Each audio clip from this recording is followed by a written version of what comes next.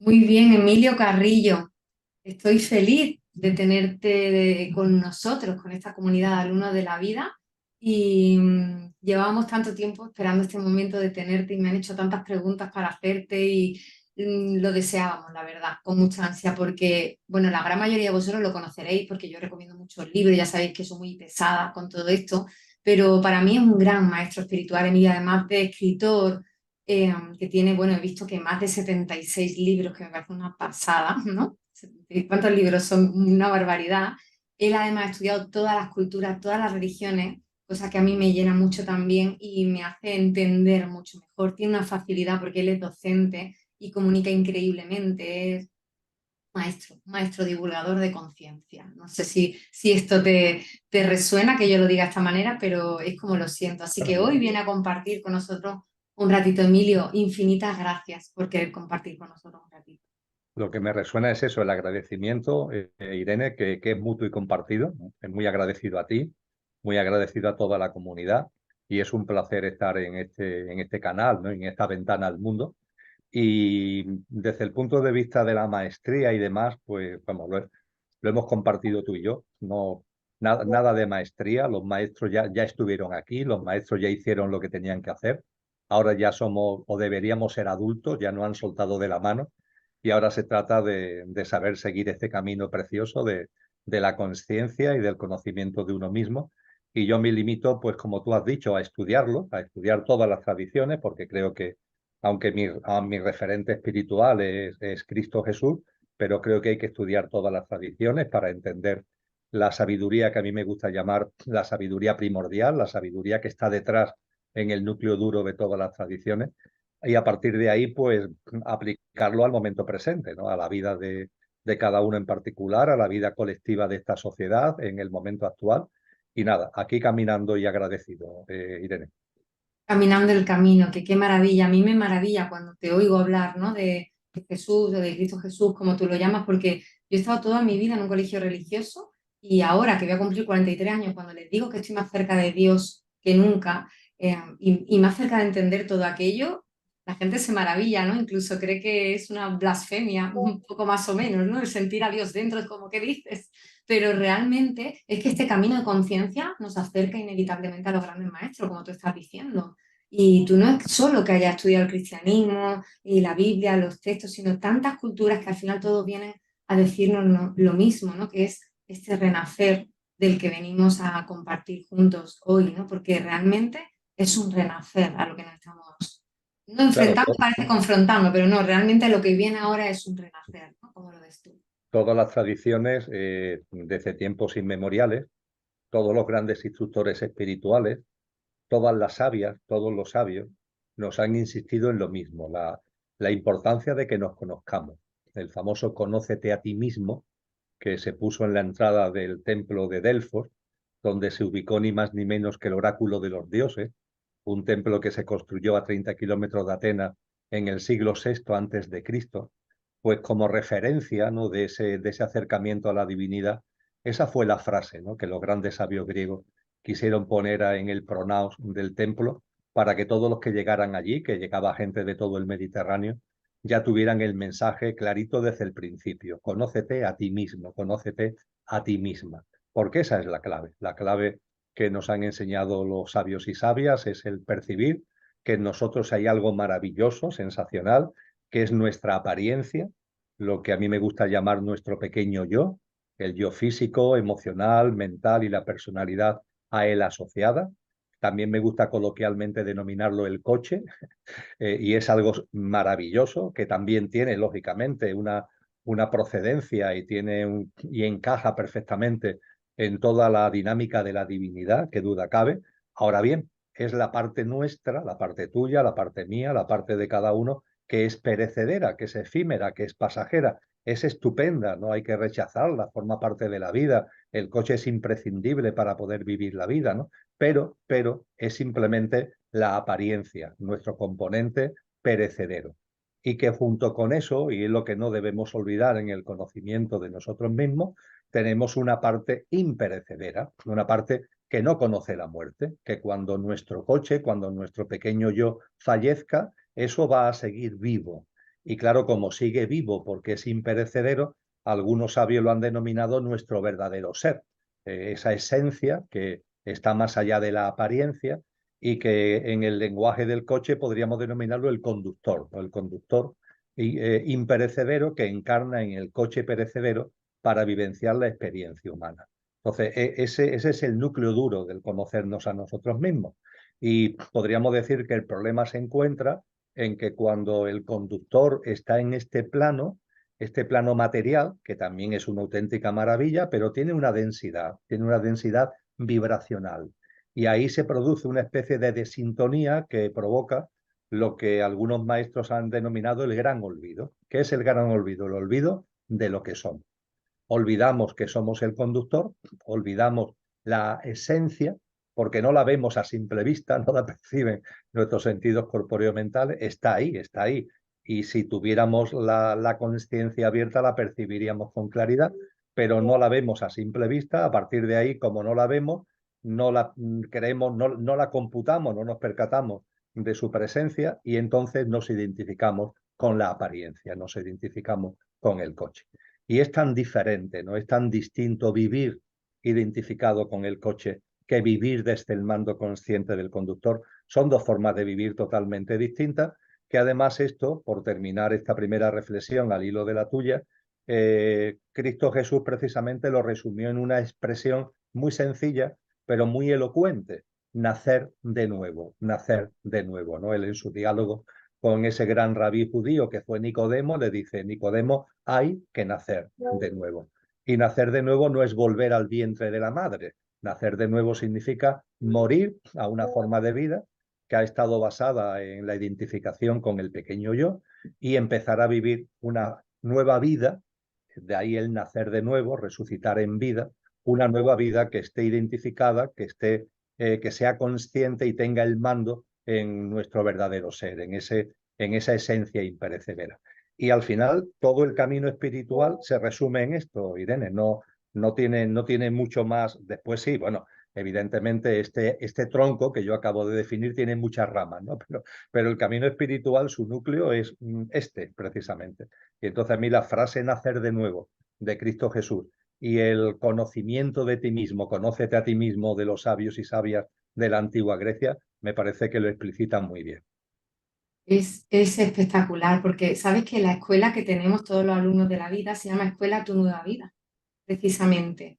Yo no sé en qué momento vino esta definición a mí, ni por qué la escuela se llama así, ¿no? Realmente me siento muy canal porque no sé en qué momento ha ocurrido todo esto que ha ocurrido, ¿no? Pero sí, como te comentaba antes de que empezáramos a grabar, cuando uno descubre esto, ¿no? Cada uno de nosotros ha tenido un punto de inflexión en la vida, porque supongo que forma parte de la experiencia humana, que en algún momento empieces a plantearte ese gran olvido.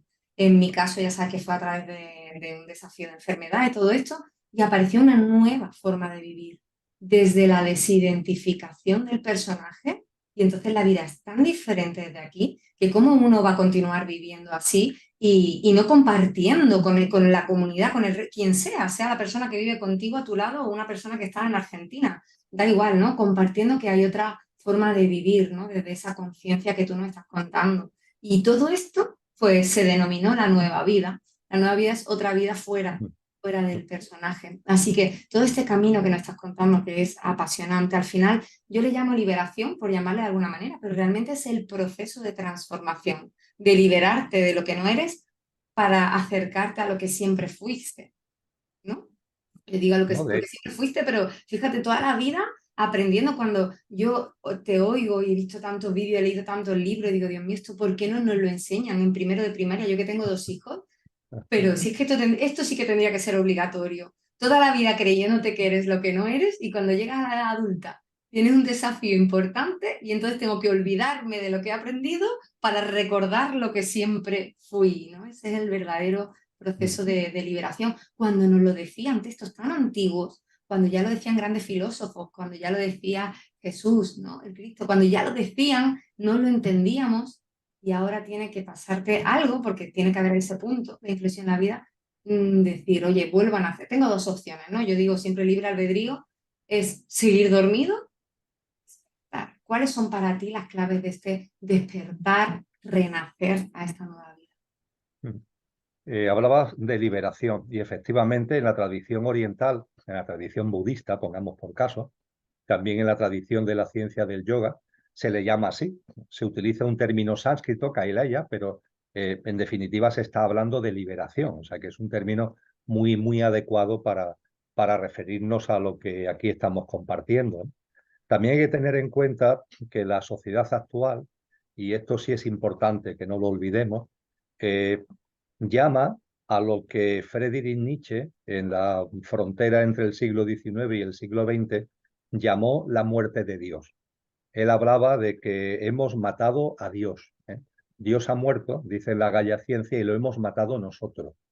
Cuando se habla de matar a Dios, es una expresión que no hace mención a que hayamos cogido a un señor de barba blanca que está más allá de Júpiter y lo hayamos estrangulado. No, la muerte de Dios significa una sociedad que tanto desde el punto de vista individual como desde el punto de vista colectivo expulsa lo trascendente, expulsa, destierra lo trascendente, que en el contexto de lo que antes hablábamos, sería una sociedad que pone toda su mirada en la apariencia, en lo perecedero, y se olvida por completo, total y absolutamente, de lo imperecedero. Y esa muerte de Dios, ese matar a Dios, personal y socialmente, tiene consecuencias.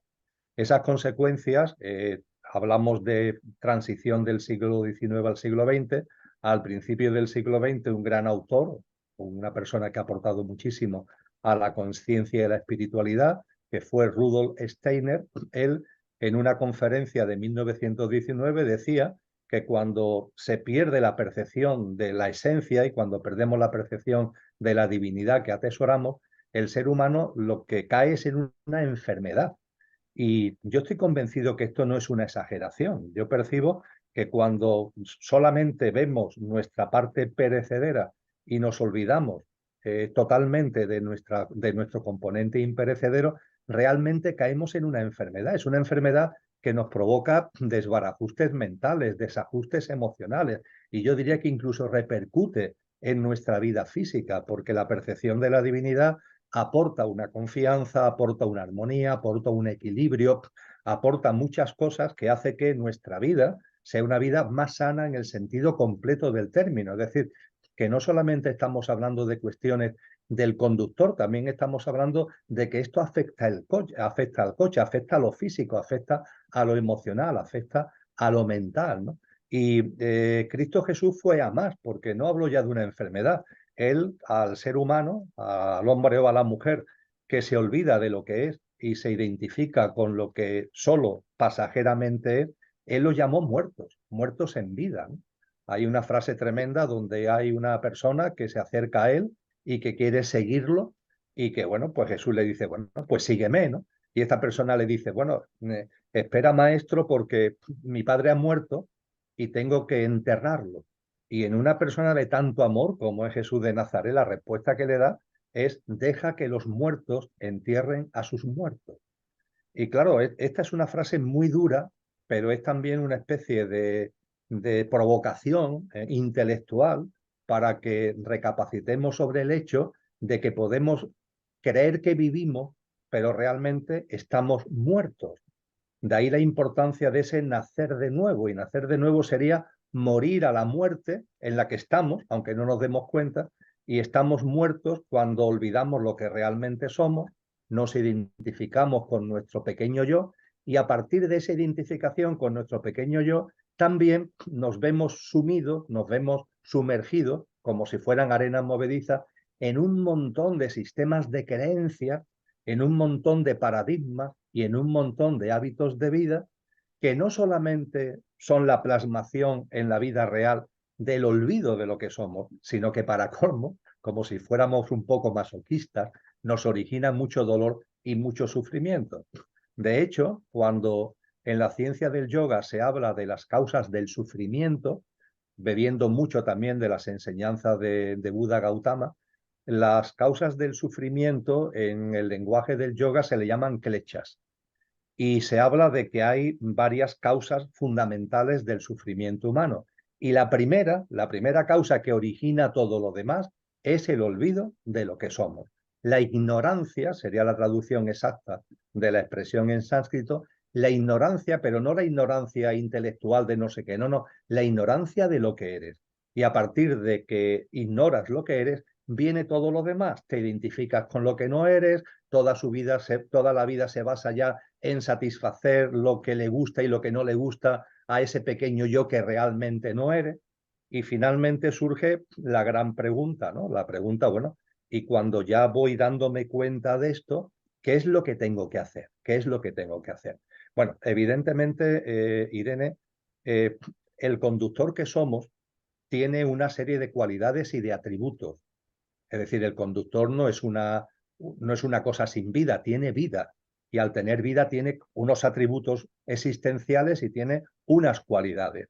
Eso los filósofos griegos lo plasmaron muy bien, especialmente Platón, y nos hablaron con claridad de lo que realmente somos. Nos hicieron ver ya no solamente que, por supuesto, ¿no?, que es lo crucial, esa esencia divinal que todos tenemos, la divinal esencia sobre la que escribió nuestro gran místico San Juan de la Cruz. No solamente eso, es que además ellos esa reflexión la llevan a más para que nos demos cuenta de que esa divinal esencia tiene cualidades tan maravillosas como son la creatividad, como es la auténtica sabiduría, como es la verdad, como es la belleza, y esa belleza también está ligada a la creatividad, y hicieron un glosario precioso de lo que realmente somos, que tiene que ver con el amor, que tiene que ver con la compasión, que tiene que ver con ir viviendo la vida de una forma muy distinta a la competencia, al culto a la velocidad que nos quiere meter esta sociedad que ha matado a Dios. Ellos nos hablaban de una vida sencilla, ellos nos hablaban de la ternura, de la sensibilidad, de la mano tendida, etcétera, etcétera, etcétera. Entonces, cuando hablamos de recordar lo que somos y llevarlo a nuestra vida, el llevar a nuestra vida eso que somos, esas cualidades y esos atributos, es fundamental. Pero hay sabios y sabias que han puesto el acento en algo más, que para mí, Irene, es muy importante. Ellos nos han dicho, fíjate, porque creo que es algo fácil de entender y que está cargado de lógica. Ellos nos han dicho, lo que verdaderamente somos es el conductor, es la esencia. A partir de ahí, que en nuestra vida la esencia se haga presente, es decir, que haya una presencia de la esencia, es lo natural. No es algo extraordinario, no es algo que nos tenga que llevar grandes esfuerzos, ¿no? Es lo natural. ¿Habrá algo más natural que vivir en consonancia con lo que somos? Es lo natural. Entonces, ¿por qué nos cuesta tanto trabajo? Es decir, ¿por qué cuesta tanto trabajo que te vas dando cuenta de que hay algo más, esa esencia que está más allá de la apariencia, pero sin embargo parece que es difícil el que se haga presente cuando esa presencia sería lo natural? ¿Y qué nos han dicho los sabios? Pues nos han dicho, mira, esto es como una casa.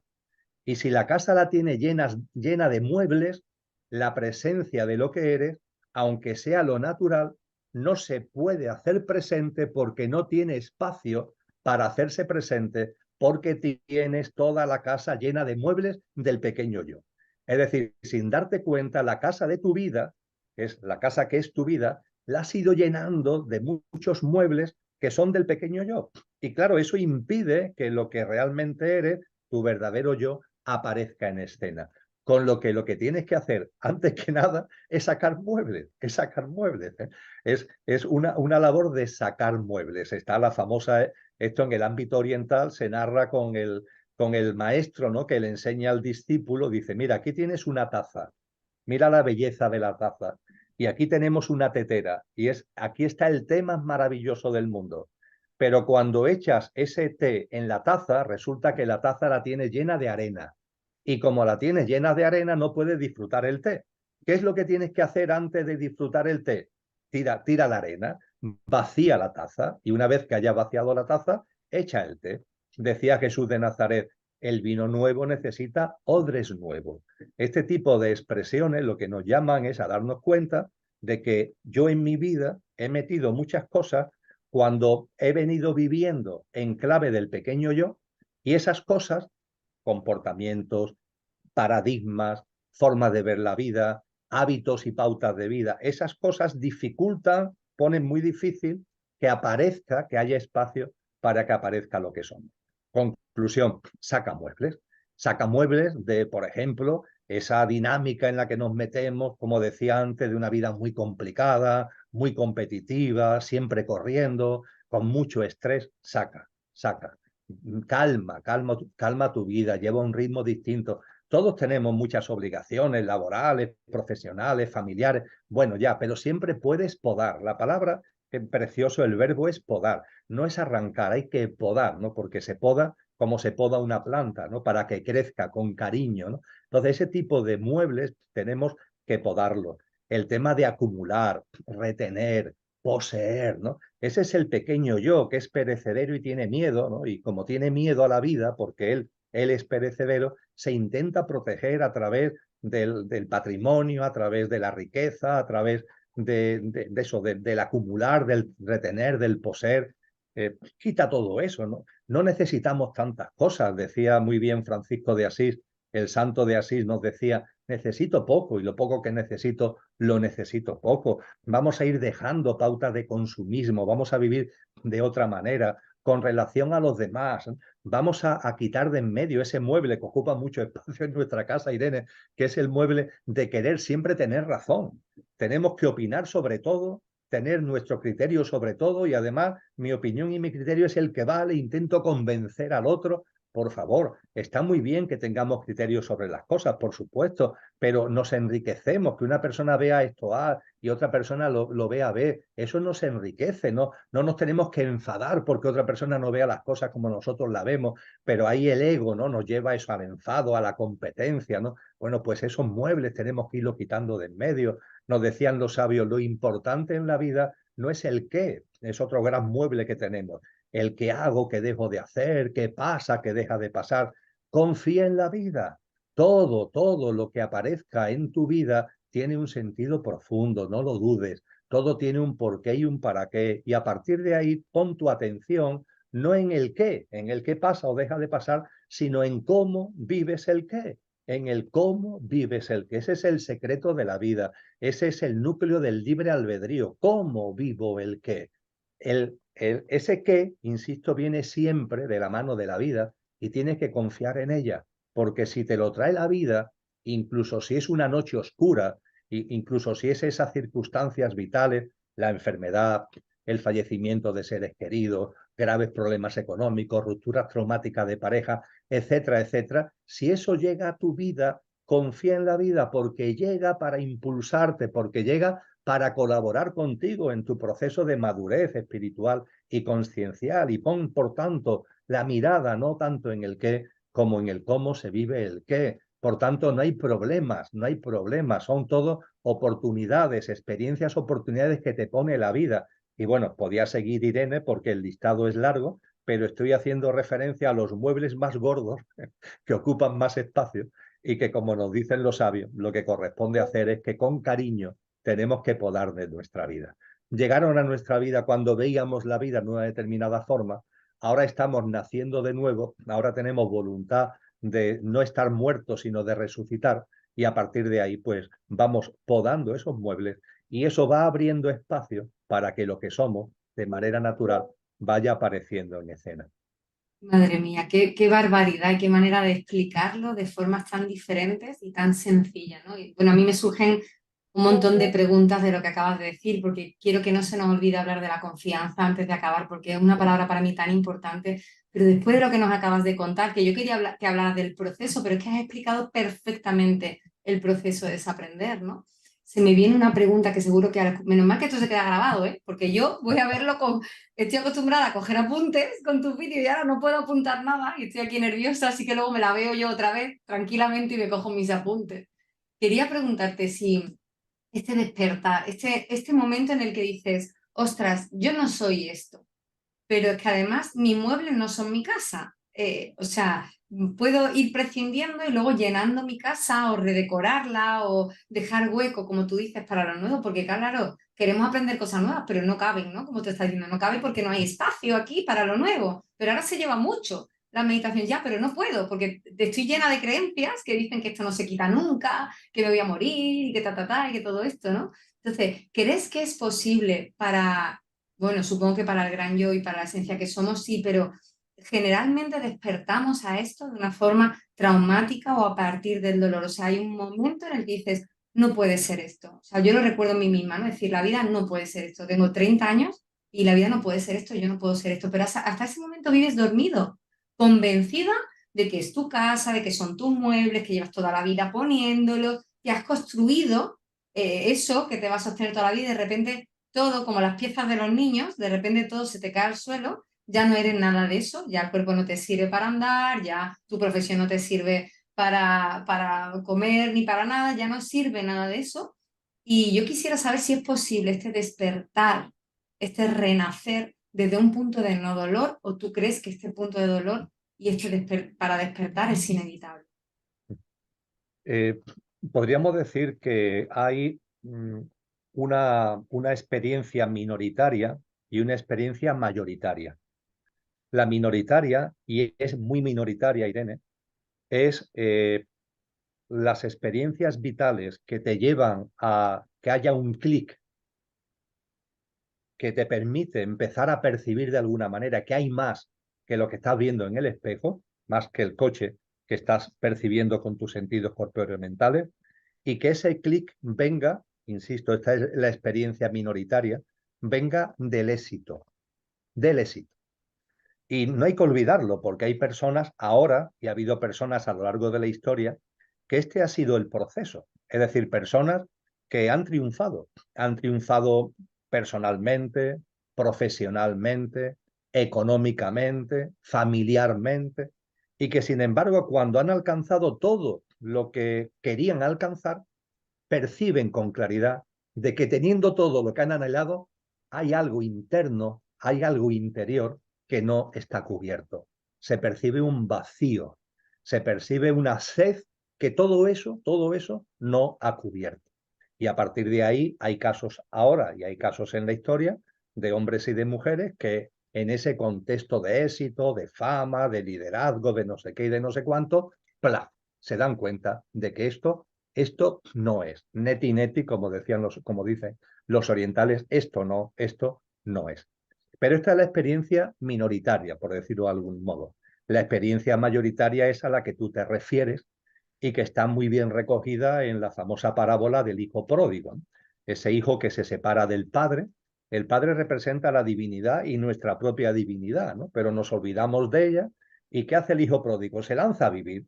¿Y vivir qué significa, entre comillas? Significa estar muerto, en el sentido de que te olvidas lo que eres, te olvidas de la realidad y todo lo buscas en intentar obtener el placer, el bienestar fuera, en cosas externas.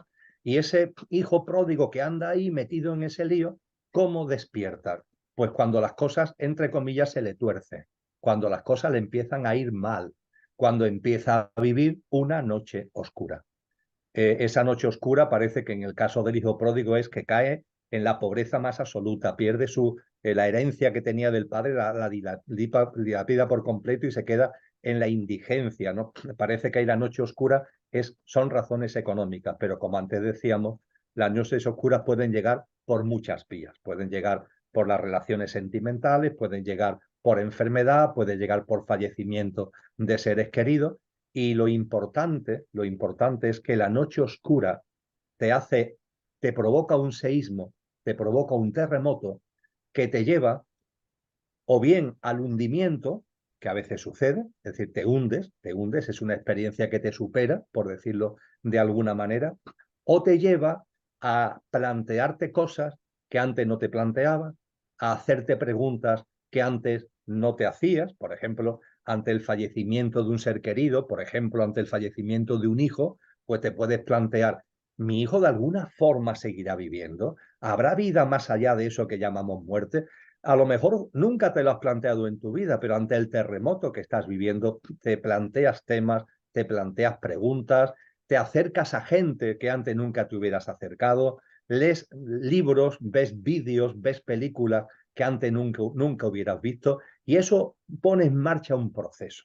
Bueno, y ese proceso durará más o durará menos, pero como la noche oscura te ha provocado dolor, ese dolor, fíjate por dónde, es como el combustible que anima al proceso, porque como sigue habiendo dolor, tú sigues ahí en ese camino de hacerte preguntas, de acercarte a gente, de leer una cosa, de ver la otra, y eso te va transformando y te va abriendo una perspectiva nueva de la vida. Ese gran místico que yo antes señalaba, San Juan de la Cruz, tiene un poema precioso que tiene como título La noche oscura. La noche oscura termina con la transformación en Dios, es decir, termina con la persona que por fin la divinidad que atesoramos se hace presente. En prosa, San Juan de la Cruz lo llamó la transformación en Dios. En poesía lo llamó amada en el amado transformada. Pues bien, ¿en qué poema introduce esta expresión maravillosa San Juan de la Cruz? Pues en un poema que no se titula El día luminoso, la experiencia más llena de luz, ¿no? El poema se titula Noche oscura. Y como él dice ahí, oh noche que guiaste, oh noche amable más que alborada, oh noche que juntaste amado con amada, amado, amada en el amado, transformada, la noche oscura. Por cierto, en 1969, un cantautor cubano que yo creo que la mayoría conocemos, que es Silvio Rodríguez, muy inspirado, te encanta, ¿no, Irene? Pues Silvio Rodríguez en 1969 compuso la canción del elegido, el elegido, ¿no?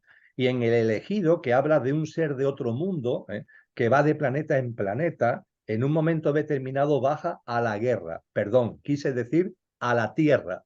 Y cuando baja aquí, a este mundo, como hacemos nosotros, el conductor que somos, cuando baja aquí, quizás por eso se llama el elegido, él se da cuenta de lo que a nosotros nos cuesta más trabajo darnos cuenta. ¿De qué se da cuenta el elegido de Silvio Rodríguez? Pues de que aquí lo terrible, dice la canción, lo terrible se aprende enseguida y lo hermoso cuesta la vida. Porque nuestra mente, que funciona en clave dual, se da cuenta inmediatamente cuando estamos enfermos. Y sin embargo, cuando disfrutamos de la salud, no la computa, no le da valor a levantarte una mañana y estar sano. En cambio, cuando estás enfermo, no pierdes ni noción ni un momento del día, no de la enfermedad. Entonces, nuestra mente, que actúa en clave dual, la mente concreta, esa mente que actúa en clave dual, curiosamente dualiza, dice esto es bueno y esto es malo, pero pone más atención a lo que denomina malo que a lo que denomina bueno. De ahí que las noches oscuras, que la mente denomina malas, sea normalmente el gran acicate, el gran impulso de ese terremoto que te hace que te empieces a plantear, te empieces a preguntar, te empieces a acercar a gente, etcétera, etcétera, etcétera. Y es un escenario maravilloso. Yo aconsejo en ese sentido, Irene, la lectura de una obra que no es larga, es cortita, tiene 100 páginas.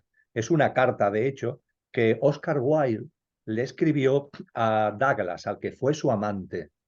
Oscar Wilde terminó sus días de ser la persona quizás más famosa después de la reina, la persona más famosa de la Inglaterra victoriana.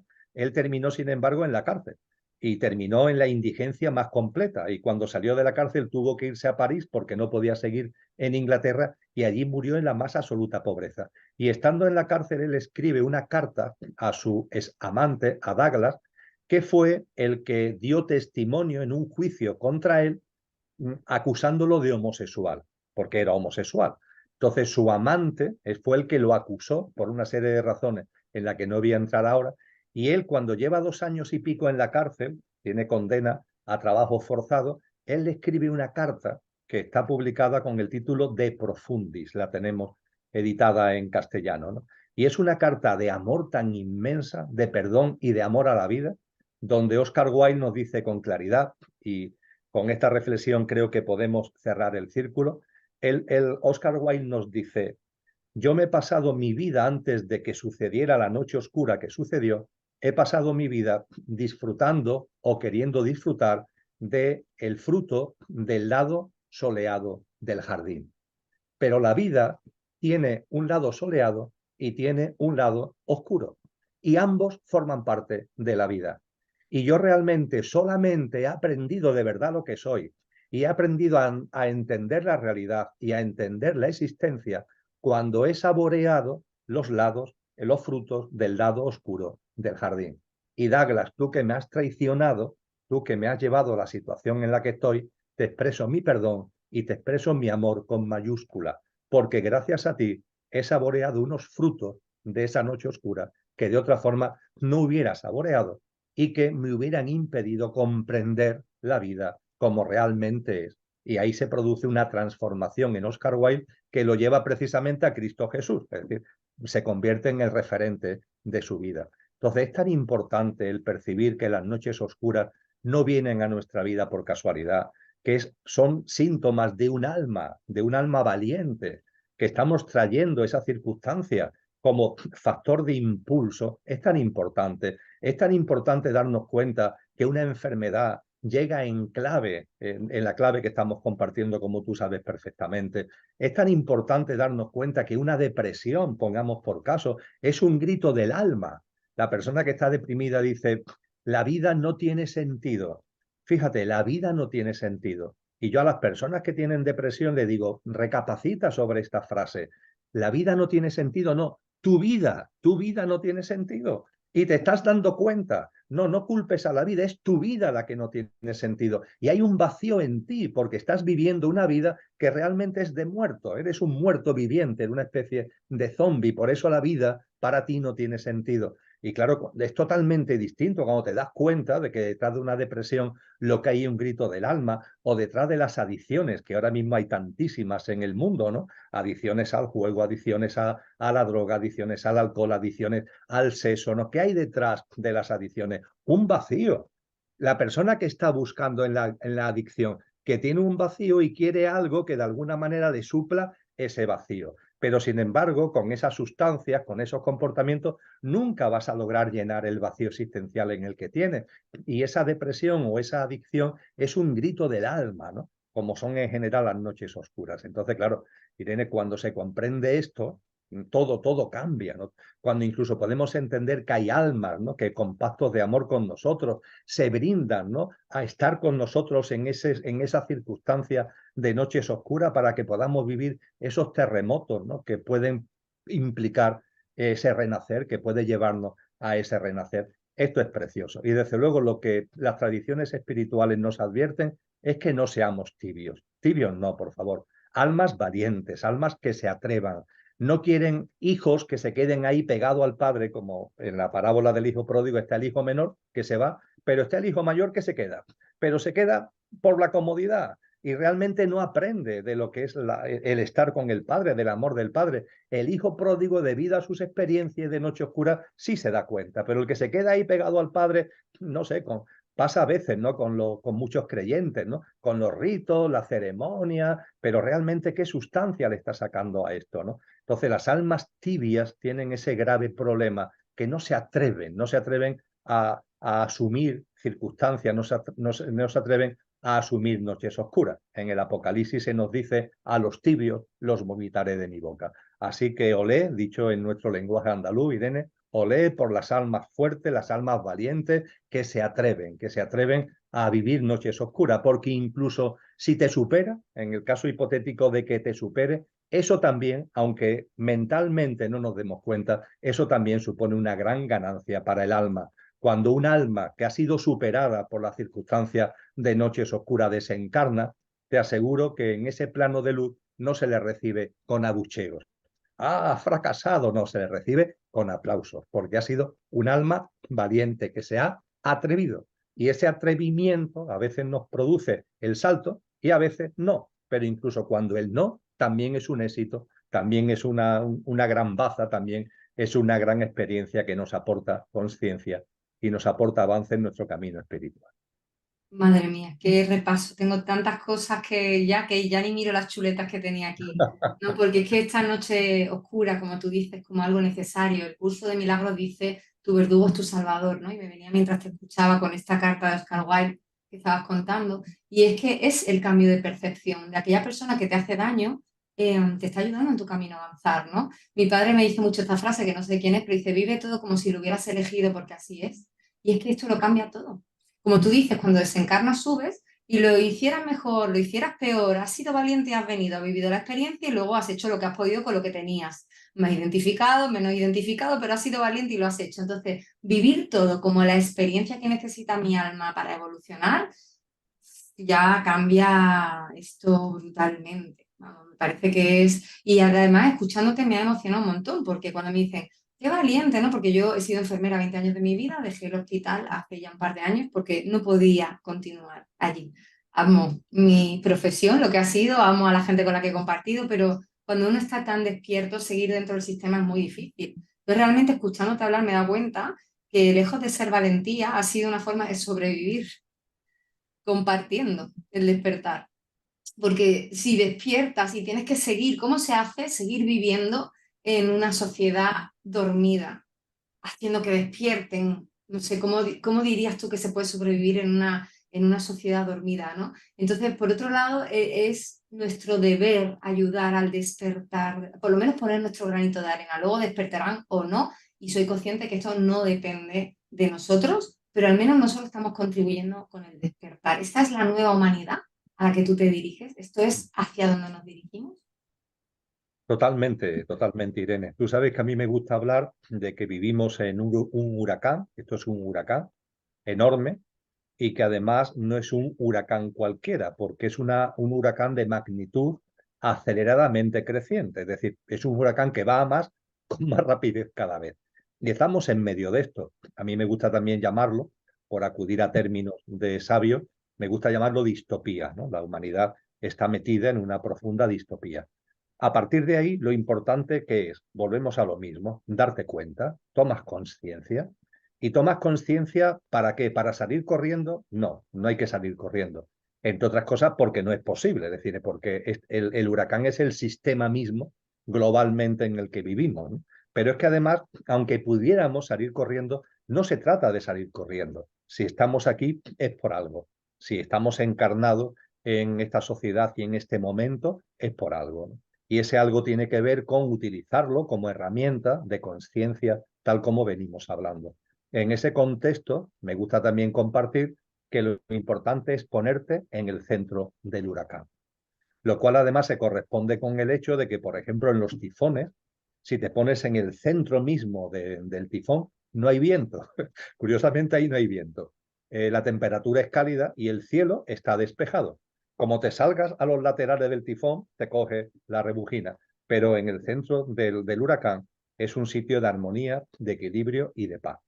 Y creo que es lo que nos corresponde, es decir, entender que esta distopía tiene un sentido, porque claro, fíjate, estamos hablando de la noche oscura como trampolín para nuestra evolución personal, pero sucede lo mismo colectivamente, es decir, también la noche oscura colectiva tiene un porqué y tiene un sentido profundo en la evolución en conciencia, en este caso no de una persona, sino del conjunto, ¿no? Con lo que la distopía que estamos viviendo tiene que ver precisamente con eso, una noche oscura colectiva que está en nuestra vida para que saltemos, ¿no? Para que saltemos. El experimento que me gusta tanto compartir de la rana hervida, que si tú a la ranita la pones en un recipiente con agua y ese recipiente con un hornillo lo vas calentando poco a poco, la ranita al principio chapotea, está en el agua muy a gusto, el agua está a temperatura natural, y claro, como la vas calentando poco a poco, al principio la ranita está contenta, ¿no? Porque ese calorcito que va adquiriendo el agua le gusta. Problema, que con ese calorcito le va entrando sopor. La rana termina durmiéndose y poco a poco muere hervida.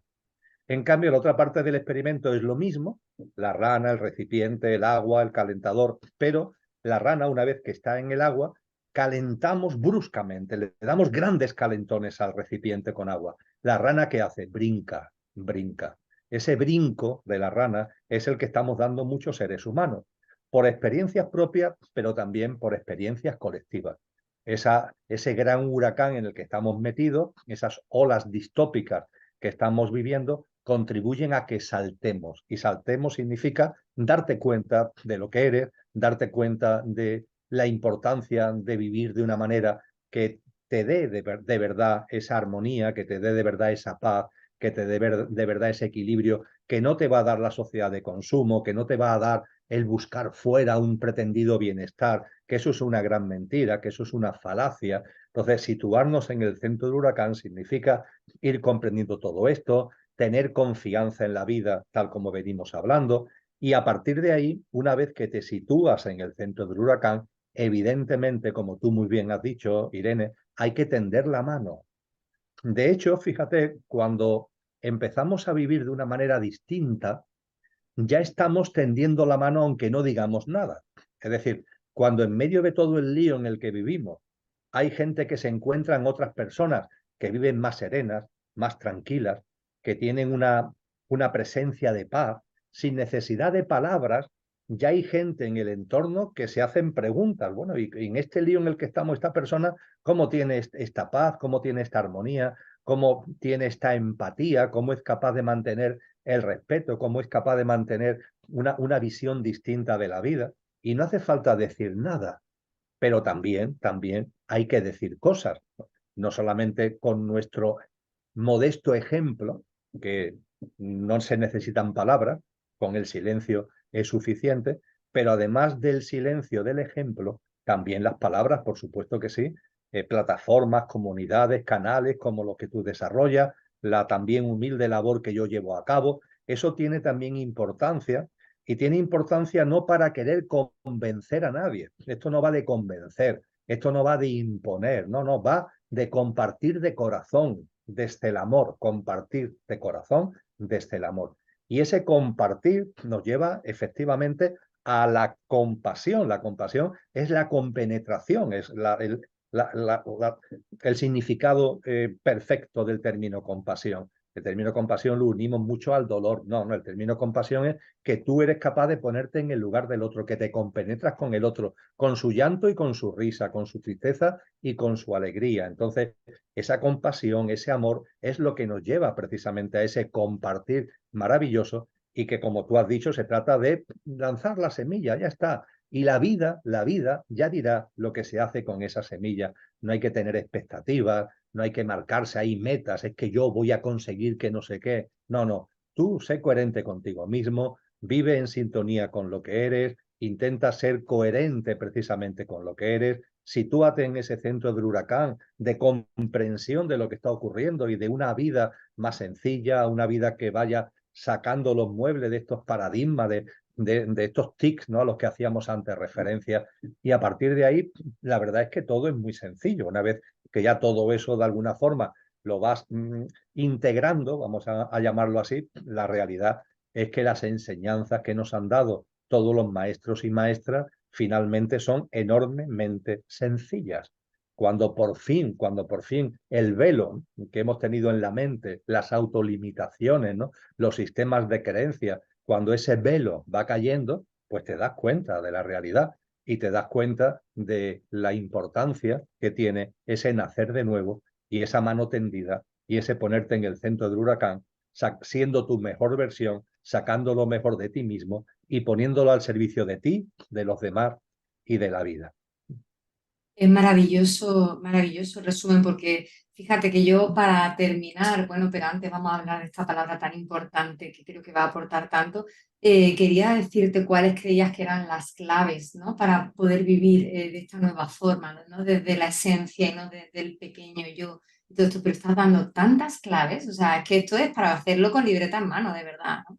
Tantas claves que estás dando para esta nueva forma de vivir, porque la gente me dicen, ¿no?, muchas veces, sí, yo entiendo todo lo que dicen, ¿no? Pero ¿cómo se hace? No has dado tantas claves, ¿cómo se hace? Saca los muebles, vacía tu taza, empieza a ver a esa persona como la oportunidad, ¿no? Yo trabajo mucho con ellos el desafío, que siempre lo llamamos oportunidad, no desafío. La palabra desafío ya ha desaparecido de nuestro vocabulario, son oportunidades. Pero cuando todo esto no funciona, yo les doy mucha herramienta, la meditación, les supongo que tú has pasado por todos estos caminos, ¿no? Yo utilizo mucho el Ho'oponopono, los mantras, la meditación, parar mente, tal, para desidentificarte. Hay algo que para mí ha sido súper clave en estos 12 años, que ha sido la palabra confianza. No la palabra, sino la acción, ¿no? La fe, ¿no? Pues Hebreos 11, esta certeza de lo que no se ve, para mí ha sido fundamental desde el minuto cero en el que yo empecé en este mundo.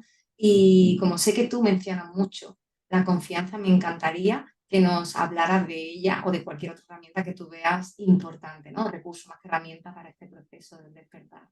Pues con mucho gusto, porque sin ningún tipo de duda es una herramienta potentísima y es una plasmación perfecta de lo que es la conciencia.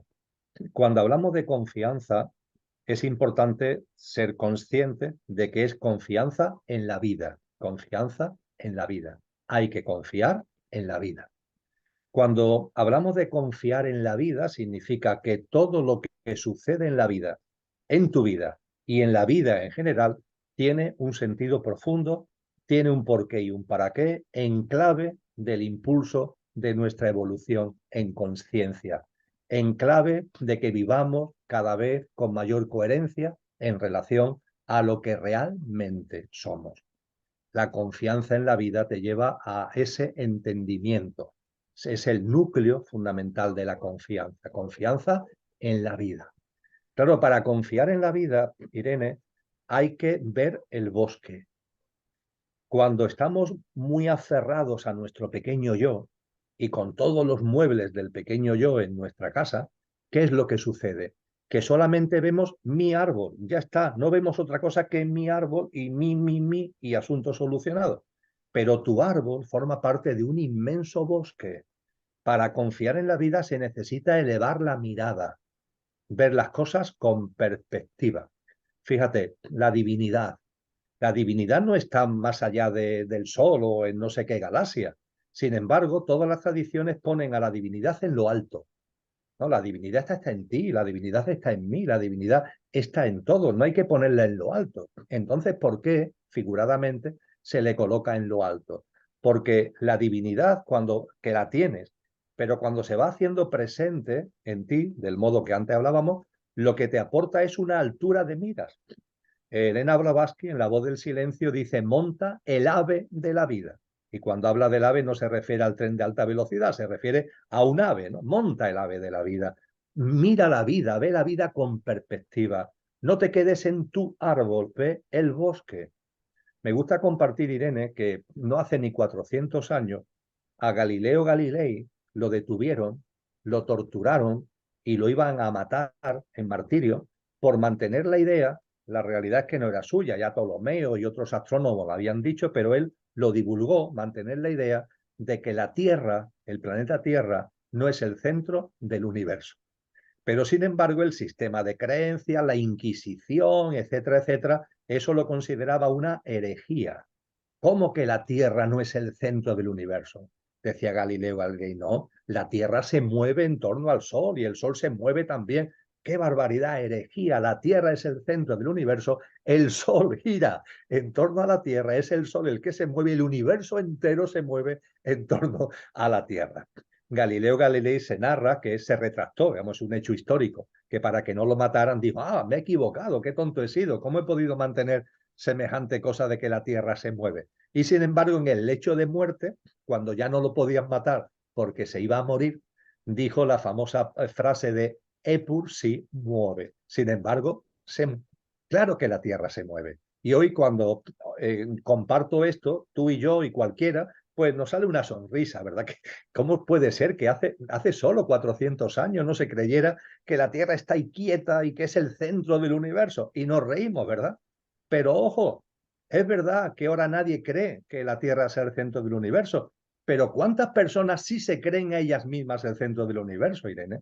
Multitud de personas se creen que son el centro del universo y que ellos son el centro y yo y los míos, ¿no? Y que todo gira en torno a mí, que todo está a mi servicio, lo cual, claro, lleva a un enorme egoísmo, a un enorme egocentrismo, economicismo, materialismo, alejamiento de la naturaleza, antropocentrismo, especismo, una cosa tremenda, ¿no? Pero sin embargo hay mucha gente que viven creyendo que son el centro del universo.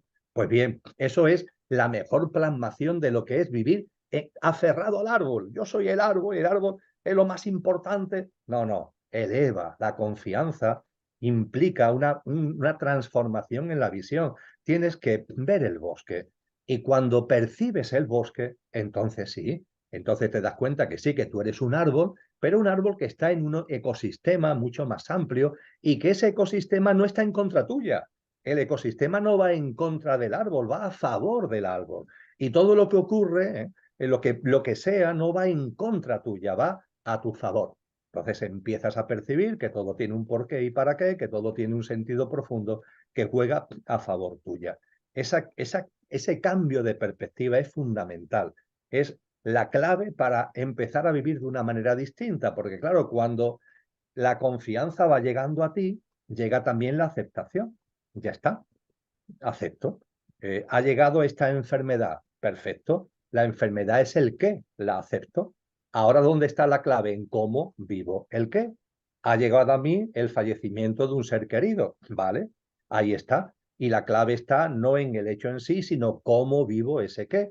Y seguimos con los ejemplos que ya hemos puesto con relación a las noches oscuras. Entonces, la confianza te va dando una aceptación que no es resignación, que no es impotencia, que no es encogerte de hombro, ¿qué voy a hacer? No puedo hacer otra cosa, me tengo que aguantar. No, no. La confianza es aceptación porque sabe que todo tiene un sentido profundo en clave de amor. Un amor que fluye, refluye y confluye en todo cuanto es y en todo lo que es. Y junto a la aceptación, y tú has usado la palabra, Irene, y la hago absolutamente mía, la acción. Porque pudiéramos pensar que como confío en la vida, como acepto, no hay que hacer nada.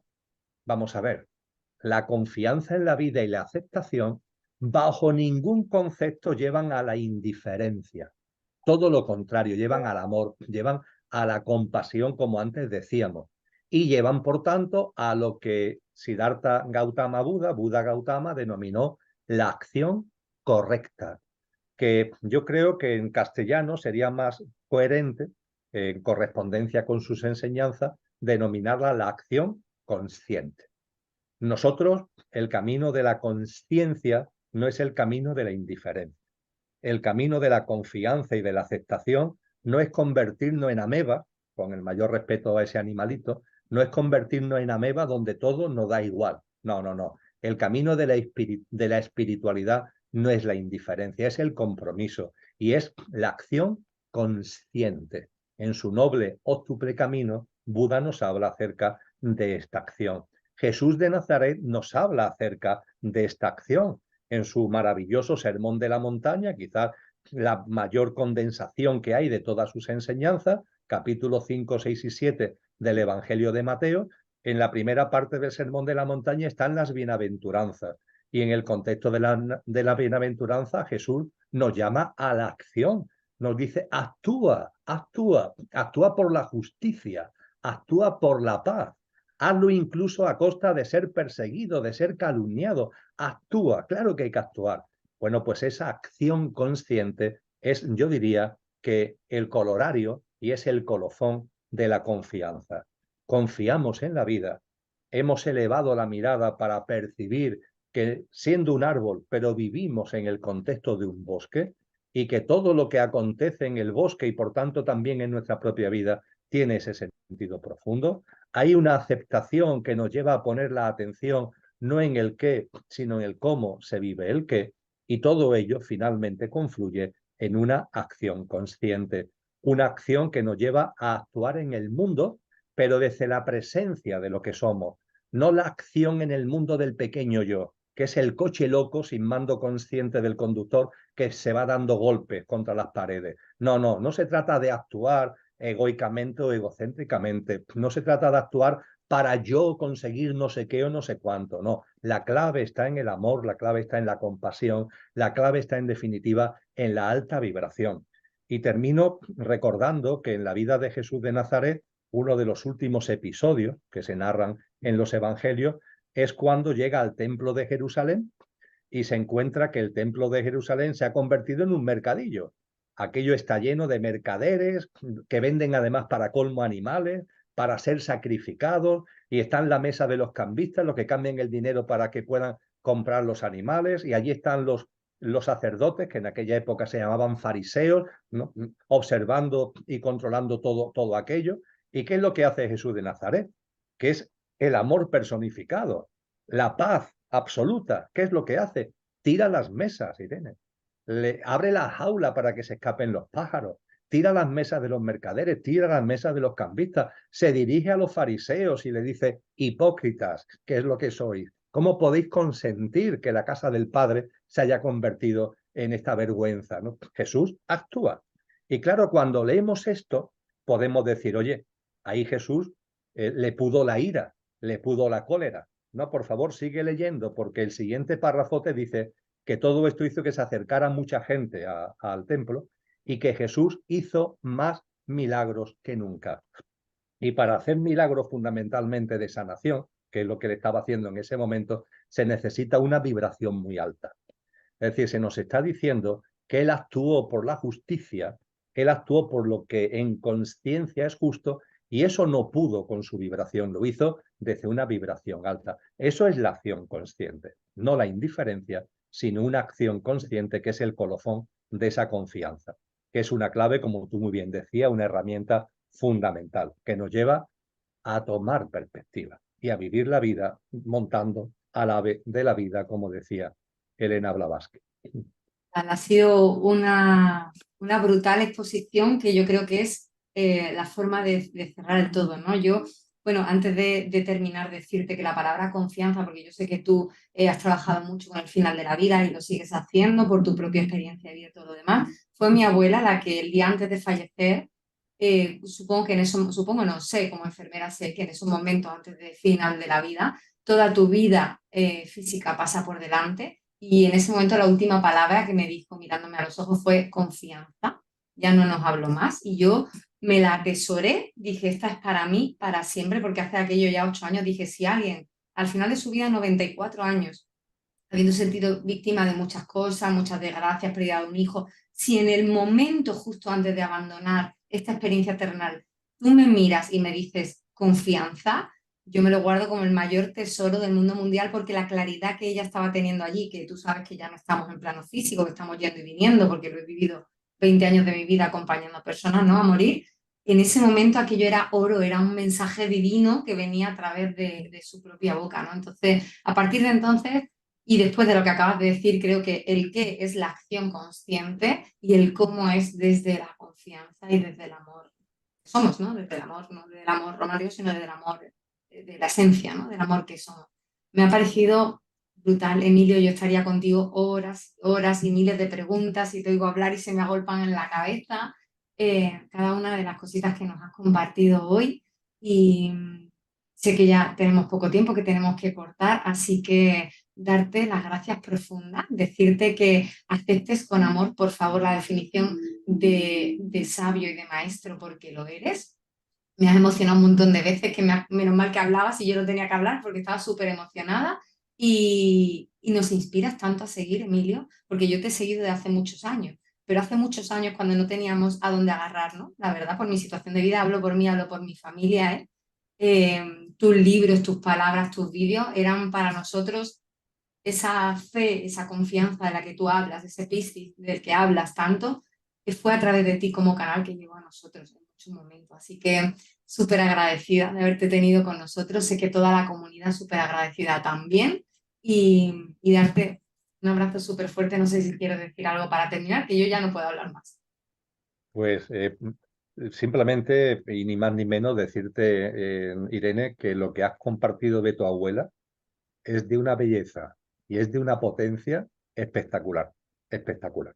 Yo creo de verdad que es un colofón a nuestro diálogo, a nuestro compartir, porque como tú muy bien dices, una persona que ha vivido 94 años, que está ya en una situación donde ese otro plano, ¿no?, lo tiene ya ahí, ya empieza a percibir y ya empieza a ver, que se dirigiera a ti, se dirigiera a la familia, haciendo referencia como resumen, ¿no?, de toda su experiencia álmica vital en la encarnación que estaba terminando, a la confianza, eso de verdad es sublime, sublime, y le tenemos que estar enormemente agradecidos a tu abuela, al alma que en ella encarnó, por dejar este mensaje, dejarlo de esa manera y dejarlo en ese momento. Es espectacular, es de una belleza, es de una potencia inconmensurable, Irene.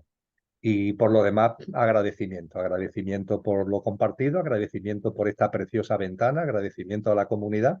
Y nada, la vida nos seguirá uniendo y nos seguirá llevando de la mano, más allá de que nos veamos más, nos veamos menos, pero hay ya una ligazón álmica, que eso no se rompe, que eso está ya entre todos los hombres y mujeres, que sabemos que además estamos en un momento muy importante en lo personal y en lo colectivo, hacia esa nueva humanidad que tú comentabas, que ya late en nuestro corazón y ya brilla en nuestra salud. Así que muchas gracias, querida Irene.